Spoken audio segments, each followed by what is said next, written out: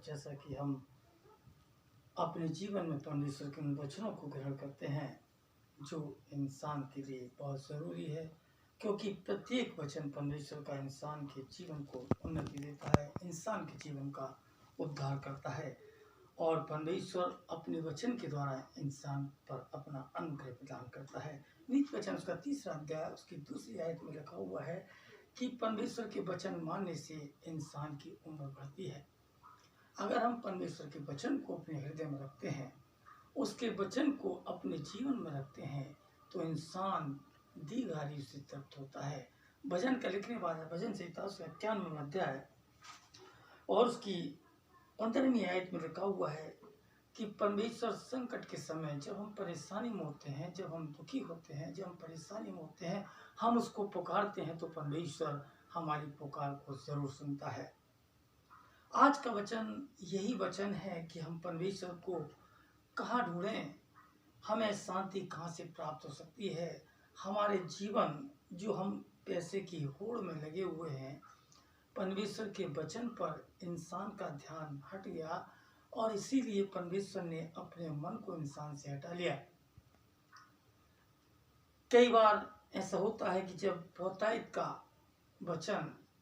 हमारे जीवन में होता है, परमेश्वर का वचन हमारे हृदय में होता है, तो हम उन सारे काम करने से रुकते हैं, उन काम करने से परहेज करते हैं जो परमेश्वर को पसंद नहीं होता और बहुत सी बातों में हम परमेश्वर के वचन से चूक जाते हैं। क्योंकि 2 कुरिन्थियों उसका 12वां अध्याय उसकी 7वीं आयत में लिखा हुआ है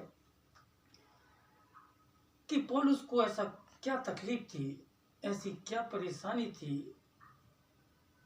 ऐसा क्या रोग था, ऐसी क्या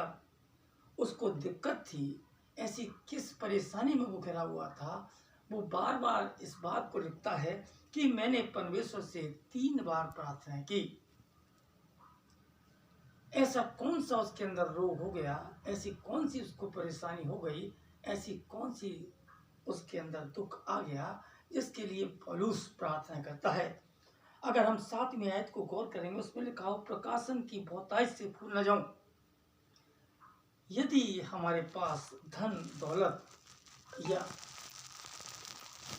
ऐसी बहुत सी सुख सुविधाएं हो जाती हैं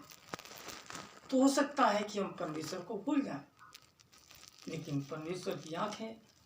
इंसान पर हर समय हर वक्त लगी रहती हैं।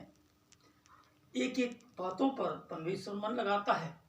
व्यवस्थापन उसका 8वां अध्याय उसकी 2री आयत में परमेश्वर का वचन लिखता है कि मैं 40 वर्ष तक सबको घुमाता रहा, तो मैं इसलिए घुमाता रहा ताकि तुम्हारे हृदय को नम्र बनाऊं और तुम्हारे मनों को झांक लूं कि तुम्हारे मन में परमेश्वर के प्रति क्या है, क्या तुम परमेश्वर को प्यार करोगे या नहीं। प्रकाशन की बहुतायत, इन चीजों की बहुतायत से हम घमंडी तो नहीं हो गए। अगर घमंड है तो परमेश्वर को वो घमंड पसंद नहीं आता और इसीलिए बाइबल में लिखा हुआ है, क्योंकि पौलुस परमेश्वर को बहुत प्यार करता था, जीसस को बहुत प्यार करता था और उसने उस घमंड की बात की कि मैं उन प्रकाशनों का जो परमेश्वर तू मुझे प्रकाशन देता है, तू मुझे अपना अनुग्रह प्रदान करता है, तू मुझ पर दया करता है, ऐसा ना हो कि मेरे अंदर घमंड आ जाए। और लिखता है कि मैंने इस विषय में 3 बार प्रार्थना की, लेकिन परमेश्वर का जिसकी वो प्रार्थना करता था, जिसको वो प्यार करता था, उसने उससे कहा कि मेरा अनुग्रह ही तेरे लिए बहुत है। इंसान के जीवन में परमेश्वर का अनुग्रह, उस मसीह का अनुग्रह, उसकी दया सर्वोपरि है और अनुग्रह जब ही दिखाई देता है जब इंसान कमजोर होता है, जब इंसान परेशान होता है, जब इंसान दुखी होता है, तब हम परमेश्वर को याद करते हैं तो परमेश्वर हमारी पुकार को जरूर सुनता है और हमें अपना अनुग्रह प्रदान करता है। नीति वचन उसका 3रा अध्याय उसकी 16वीं आयत में लिखा हुआ है, क्योंकि उसके दाहिने हाथ में लंबी उम्र होती है और बाएं हाथ में धन और परमेश्वर की महिमा है। क्योंकि मती में ये लिखा हुआ, वचन में लिखा हुआ है, उसमें लिखा हुआ है, बोझ से तभी लोगों तुम सब मेरे पास आओ, क्योंकि हर एक इंसान किसी ना किसी बोझ में, चाहे वो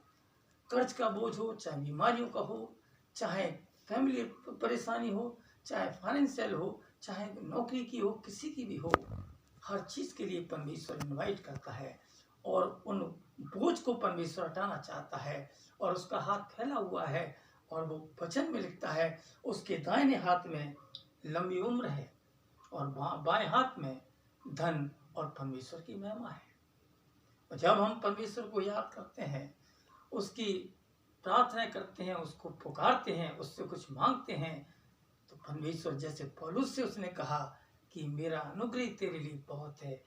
जीसस हमसे और आपसे भी यही कहता है कि मेरा अनुग्रह ही तुम्हारे और तुम्हारे परिवार के लिए बहुत ज़रूरी है। परमेश्वर करे कि उसके वचन को अपने हृदय में रखें, ताकि हम जब परेशानी में हों, जब हम दुखी हों, जब हम परेशान हों, तो परमेश्वर को याद करें, ताकि पिता जिसकी हम प्रार्थना करते हैं वो हमसे कहे कि मेरा अनुग्रह ही तुम सब के लिए बहुत है। परमेश्वर हम सबको बहुत बहुत आशीष देवे। आमीन।